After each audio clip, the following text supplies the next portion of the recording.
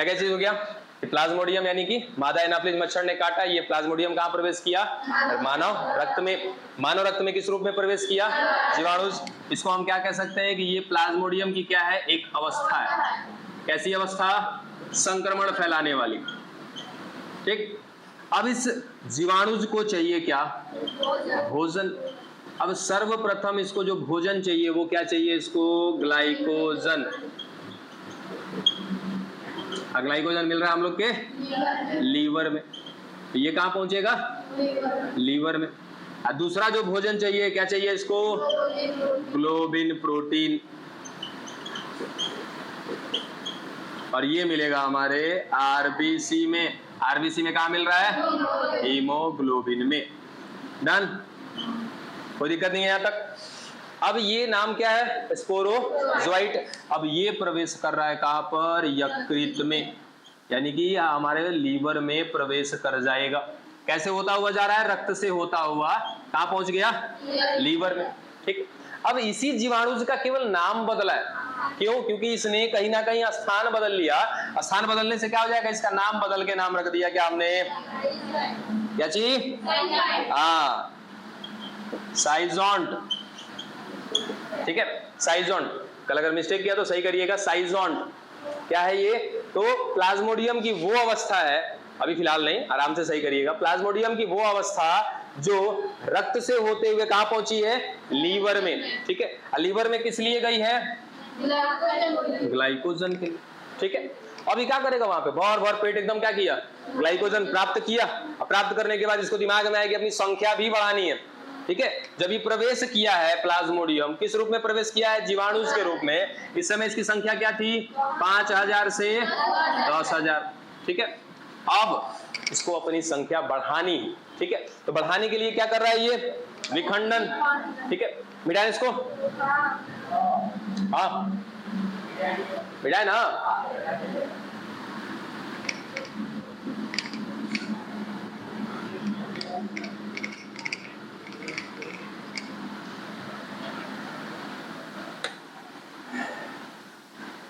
चलिए, अभी हम लोग कहां पर हैं? साइजोंट। कहां पहुंच चुका है ये? यकृत में। ठीक, अब ये रहा यदि साइजोंट।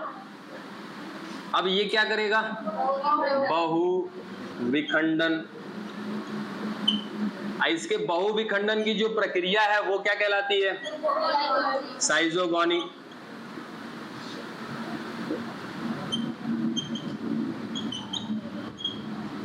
साइजोगोनी वो प्रक्रिया है जिस प्रक्रिया से साइजोंट अपने आप को विखंडित करता है छोटे छोटे टुकड़े में। ये लो, विखंडित हो गया। अब इसका भी नाम बदलना चाहिए। इसका नाम है मीरोजोइट। ठीक, क्या हो गया?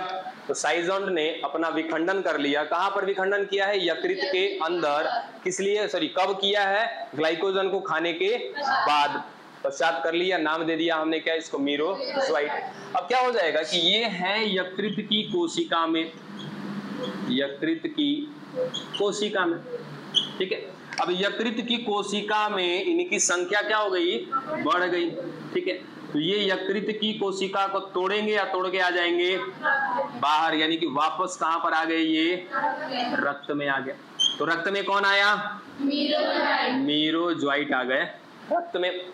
ये भी चीज देख लिया था।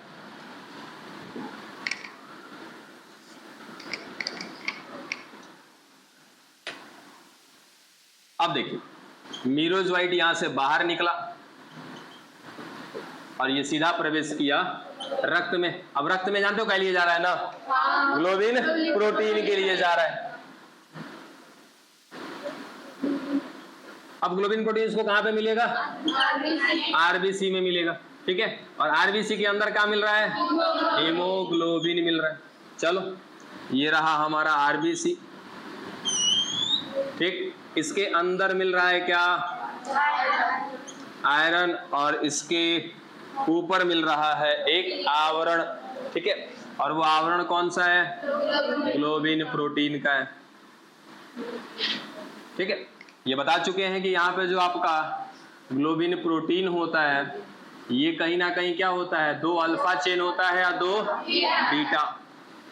टोटल कितने होंगे, 4, ठीक है। और एक हीमोग्लोबिन भी बना होता है 4 आयरन से। और इसी के साथ एक और बिंदु याद रखिएगा कि एक हीमोग्लोबिन 4 ऑक्सीजन का क्या करता है, संवहन करता है, ठीक है। चलो अब इस आरबीसी में, ये रहा हमारा आरबीसी, बोलो बच्चा। ग्लोबिन और ग्लोबुलिन दोनों सेम ही है, ठीक है। कहीं कहीं पे लोग ग्लोबुलिन कह देते हैं, कहीं पे ग्लोबिन भी कह देते हैं, तो कंफ्यूज नहीं होइए। आगे देखिए, यहाँ तक हो गया। फिर ये क्या हमारा आरबीसी। अब इस आरबीसी में प्रवेश कर गया कौन, ये है मीरोजोइट, ठीक है। अब प्रवेश करेगा तो क्या खाना चालू कर देगा, ग्लोबिन प्रोटीन को खाना चालू कर देगा। ये लो, खा करके खत्म कर दिया इसको। और जैसे जैसे ये खाता जाएगा, इसको पोषण मिलता जाएगा और ये क्या करता जाएगा, वृद्धि करता जाएगा। अब वृद्धि करेगा तो आकार में बड़ा हो जाएगा, ठीक है। अब जैसे ही आकार में बड़ा होगा, इसका नाम चेंज करेंगे, क्या लिखेंगे, क्रिप्टोमीरोजोइट। तो ये क्रिप्टोमीरोजोइट कौन है, तो मीरोजोइट की वृद्धि करने के बाद जो अवस्था आती है उसका नाम है क्या, क्रिप्टोमीरोजोइट। ये क्रिप्टोमीरोजोइट क्या करेगा, इसका एक और काम है, ये जो अंदर आयरन पड़ा है इस आयरन को तोड़ देगा, छोटे छोटे टुकड़े में क्या करेगा, इसको तोड़ेगा। तोड़ देगा तो ये रहा आयरन, ये टूट जाएगा क्या, छोटे छोटे छोटे छोटे टुकड़े में। अब इसका नाम क्या है, हीमोज्वाइन।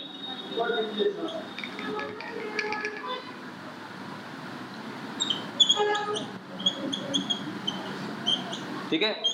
और ये क्या हो गया, ध्यान दो जरा। अब ये आरबीसी के अंदर 2 चीज मिल रही है। पहला तो क्रिप्टोमीरोजोइट। इस क्रिप्टोमीरोजोइट ने क्या किया कि ये जो खाली पड़ा है आयरन, इसको तोड़ दिया छोटे छोटे टुकड़े में। जैसे ही छोटे छोटे टुकड़े में तोड़ दिया, अब इसका नाम रख दिया क्या हमने, हीमोज्वाइन। तो अब इस आरबीसी में क्या क्या चीज पड़ा जरा देखो तो। पहला पड़ा हीमोज्वाइन और दूसरा कौन पड़ा है, क्रिप्टोमीरोजोइट, ठीक। अब इसकी संख्या इसमें बढ़ती जा रही है, बढ़ती जा रही है, बढ़ती जा रही है, अंत में आरबीसी फट जाएगी, ठीक है। जैसे ही आरबीसी फटेगी, वापस रक्त में आ जाएंगे कौन, हीमोज्वाइन और क्रिप्टोमीरोजोइट। आइए आगे देखते हैं क्या होता है।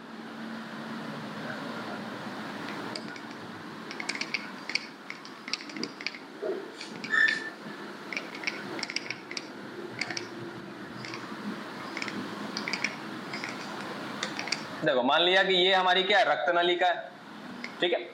इस रक्त नलिका में यहाँ पर एक आरबीसी के अंदर कौन मिल रहा था, क्रिप्टोमीरोजोइट्स और हीमोज्वाइन। अब यहाँ से ये आरबीसी को तोड़ दिए, ये रहा हीमोज्वाइन और ये बड़ा वाला कौन, क्रिप्टोमीरोजोइट। आरबीसी को तोड़ा तो तोड़ने के बाद कहाँ जाएगा, बाहर। ये इसमें रक्त दौड़ रहा है रक्त नलिका में, ठीक है। अब इसमें आ गए तो क्रिप्टोमीरोजोइट्स भी आ गए और कौन आ गया, हीमोज्वाइन। अब हमारे शरीर में रक्त जहां जहां जा रहा है, उस रक्त में कौन कौन जा रहा है, हीमोज्वाइन जा रहा है और कौन जा रहा है, क्रिप्टोमीरोजोइट। ये हीमोज्वाइन जहां जहां जाएगा हमारे मांसपेशियों से टकराएगा और उसको प्रेरित करेगा क्या करने के लिए, क्रमानुकुंचन करने के लिए। यानी कि हमारी मांसपेशियां बार बार फैलेंगी, सिकुड़ेंगी अब बहुत तेजी से, जिस कारण से क्या हो जाएगा, हमारे शरीर में ठिठुरन होने लगता है। हाँ, ठिठुरन कहने का मतलब ठंड लगने लगती है बहुत तेज, इतना तेज कि बहुत, मतलब तुरंत डॉक्टर से मिलना पड़ता है, तुरंत इलाज कराना पड़ता है। यानी कि कहीं ना कहीं बहुत ज्यादा ठंड लगने लगती है। और ठंड लगने के पीछे का कारण कौन है आपका, हीमोज्वाइन। हीमोज्वाइन कौन था, आयरन था। उसको छोटे छोटे टुकड़े में तोड़ के हीमोज्वाइन बनवाया गया था। किसने बनवाया था, क्रिप्टोमीरोजोइट्स ने बनवाया था, ठीक है। यहाँ तक चल। अब आगे की कहानी क्या है वो समझिएगा। क्या इस रक्त में और भी आरबीसी होंगे क्या, और आरबीसी घूम रहे, ठीक है। ये तो हीमोज्वाइन पूरा रक्त में घूम रहा है, जाकर के ठिठुरन उत्पन्न करा रहा है आपके शरीर में। अब ये कौन, क्रिप्टोमीरोजोइट्स। ये क्रिप्टोमीरोजोइट्स घूमता हुआ आएगा, पुनः प्रवेश कर जाएगा किसमें, आरबीसी। जैसे ही प्रवेश करेगा बाबू आरबीसी में, इसका नाम बदल देंगे और इसका नाम हो जाता है ट्रोफोमीरोजोइट।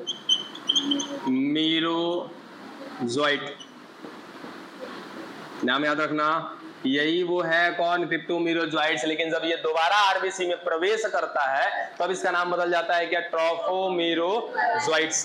ठीक, अब ये ट्रोफोमीरोजोइट्स क्या करेगा, तो अलैंगिक विधि के द्वारा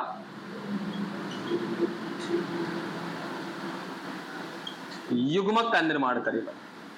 अब थोड़ा सा कंफ्यूजन यहां ये लगेगा कि भाई युग्मक तो बनते हैं लैंगिक विधि से, है ना, लेकिन यहां पर युग्मक कैसे बन जाएगा अलैंगिक विधि से। तो याद रखिए कि ये युग्मक नहीं है, युग्मक के जैसे कार्य करेंगे, युग्मक के जैसी संरचना बनाई है इसने, ये वैसे युग्मक नहीं है जो लैंगिक जनन के दौरान बनते। ठीक है, तो ये जो युग्मक बने हैं वो कैसे बने हैं, अलैंगिक जनन से, यानी कि विभाजन करेंगे, विभाजन करके इन्होंने युग्मक की भांति संरचना बनाई है जो आगे चल करके युग्मक के जैसा ही कार्य करेगा। अब लैंगिक जनन कब कहते हैं हम लोग, कि जब कहीं ना कहीं हम लोग जनन अंग का नाम रखेंगे, जनन अंग के साथ क्या बोलेंगे कि कौन सा विभाजन होगा, अर्धसूत्री, तब ना ऐसी स्थिति में कहेंगे कि क्या हुआ है, कौन सा जनन हुआ है, लैंगिक जनन। ना तो यहाँ पे कहीं हमने जनन अंग की बात की है, ना ही यहाँ पर अर्धसूत्री विभाजन की बात की है। हाँ, लेकिन क्या बात है कि यहाँ पर क्या बन रहा है, युग्मक बन रहा है। लेकिन ये युग्मक कैसे बन रहा है, अलैंगिक विधि से युग्मक बन रहा है। अब इसके अंदर क्या भरता जाएगा, युग्मक भर गया। ठीक है, तो युग्मक बनाने की जिम्मेदारी किसकी, ट्रोफोमीरोजोइट्स की।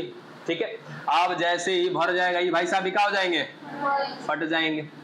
अब हमारे रक्त में कौन आ जाएगा, युग्मक ही युग्मक हो जाएंगे। क्या समझे, हमारे शरीर में चलने वाला पूरा का पूरा इसका जीवन किसका, प्लाज्मोडियम का यही होता है समाप्त। यानी कि इतना ही काम था इसका हमारे शरीर में, हमारे अंदर क्या पैदा करना था, मलेरिया का रोग उत्पन्न करना था, वो कर लिया। हमको कहीं ना कहीं हमारे शरीर में लक्षण दिखाना था उसका, अभी अभी ठिठुरन हुआ है, लक्षण भी दिख गया। ठीक है, और ये चारों तरफ हमारे शरीर में फैल रहा है, आरबीसी को नुकसान पहुंचा रहा है, हमारे लीवर तक को नुकसान पहुंचा रहा है। तो मिला जुला कर हमारा शरीर भी क्या हो चुका होगा, कमजोर हो चुका होगा, डॉक्टर के पास दवा इलाज करा रहे होंगे। ठीक है, अब यहाँ से दो कंडीशन आता है, हो सकता है कि कोई दूसरी एक मादा एनाफिलीज मच्छर आए और आपको काटे।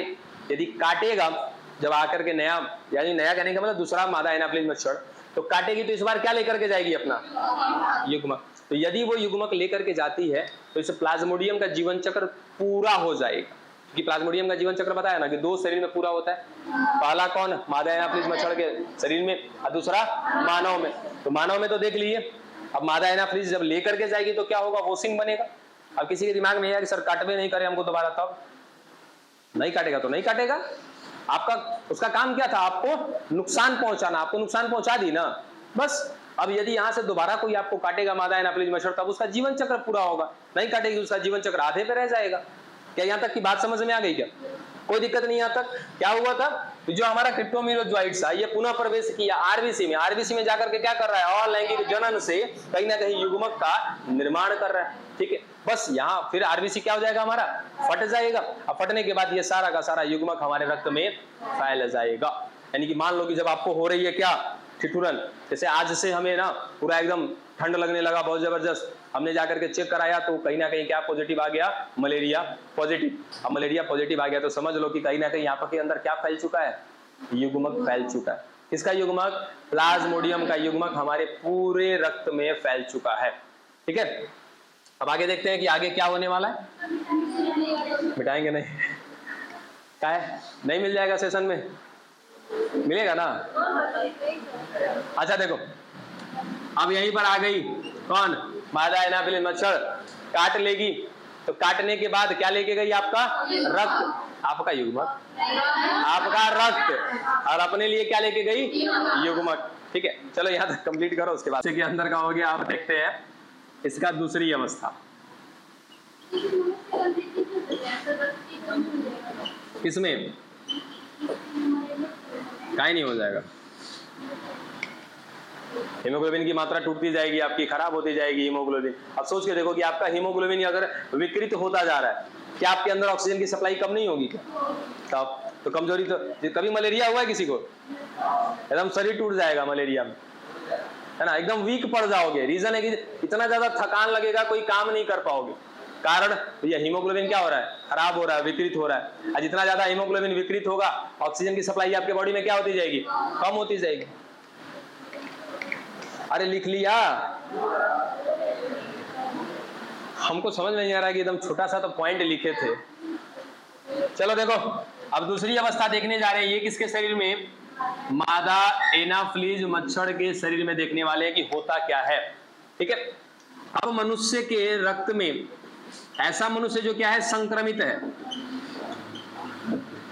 तो संक्रमित है तो उसके अंदर, उसके शरीर के अंदर प्लाज्मोडियम का चक्र पूरा हो चुका है। अगर हम लिखना चाहें कि मनुष्य के अंदर प्लाज्मोडियम का चक्र कहां से शुरू होता है, तो कहां से शुरू होता है बच्चा, जीवाणुज से। जीवाणुज से शुरू होता है, खत्म कहां पर होता है, युग्मक पर। तो ये है जीवन चक्र मनुष्य के अंदर। किसका जीवन चक्र, प्लाज्मोडियम का। स्पोरोजोइड से शुरू हुआ, युग्मक बना दिया, यहां तक हो गया काम हमारे अंदर खत्म। अब यदि ऐसा होता है कि किसी संक्रमित व्यक्ति का, किसी संक्रमित मनुष्य का रक्त वापस कौन लेके चला जाएगा, मादा एनाफ्लीज मच्छर यदि लेकर के चली जाती है दोबारा। अगर मैं संक्रमित हूं, मेरे अंदर मतलब कि प्लाज्मोडियम की कौन सी अवस्था मिल रही है, युग्मक की अवस्था मिल रही है, ठीक है, और दोबारा किसी मादा एनाफ्लीज ने मुझे काट लिया, तो काटा तो क्या लेके जाएगी, मेरा रक्त, लेकिन अपने लिए क्या लेके जा रही है, युग्मक लेकर के जा रही है। अब आगे देखो क्या होता है। तो इस मादा एनाफ्लीज मच्छर का जो अमाशय है, इसके अमाशय में होगा निषेचन। अब किन किन लोगों के मन में ये ख्याल आ रहा है कि सर निषेचन अमाशय में कैसे हो सकता है, आ रहा है, ठीक है, तो आ रहा है तो बाबू जरा ध्यान से सोचो कि अगर मनुष्य के, अगर मादा शरीर में कहे तो निषेचन कहाँ होता है, काहे, कहीं और काहे नहीं होता है। ये कैसा सवाल बनता है कि सर अमाशय में ही क्यों, ठीक है, तो सीधा साधा कि भाई जैसे मादा मनुष्य में क्या होता है कि फैलोपियन नलिका का वातावरण बिल्कुल सही होता है, क्या करने के लिए, निषेचन करने के लिए, वैसे ही मादा एनाफ्लीज मच्छर में जब निषेचन अगर बात करें तो निषेचन कराने के लिए जो वातावरणीय परिस्थितियां चाहिए, वो वातावरणीय परिस्थितियां कहां पर है, अमाशय में। बस समझ में आया। तो अमाशय में क्या हो गया, निषेचन हो गया। निषेचन होगा तो क्या बन जाएगा, युग्मनज बनेगा क्या, ठीक है। इसके बने हुए युग्मनज को नाम दिया जाता है बच्चा ऊकाइनिटी। ऊकाइनिटी, ठीक है, क्या हुआ, तो इसके मादा एनाफ्लीज मच्छर के अमाशय में गया वो युग्मक, क्या कर लिया, निषेचन, निषेचन करके क्या बनाएगा, युग्मनज, उसके युग्मनज को नाम देंगे क्या हम लोग, ऊकाइनिटी। यहाँ तक क्लियर।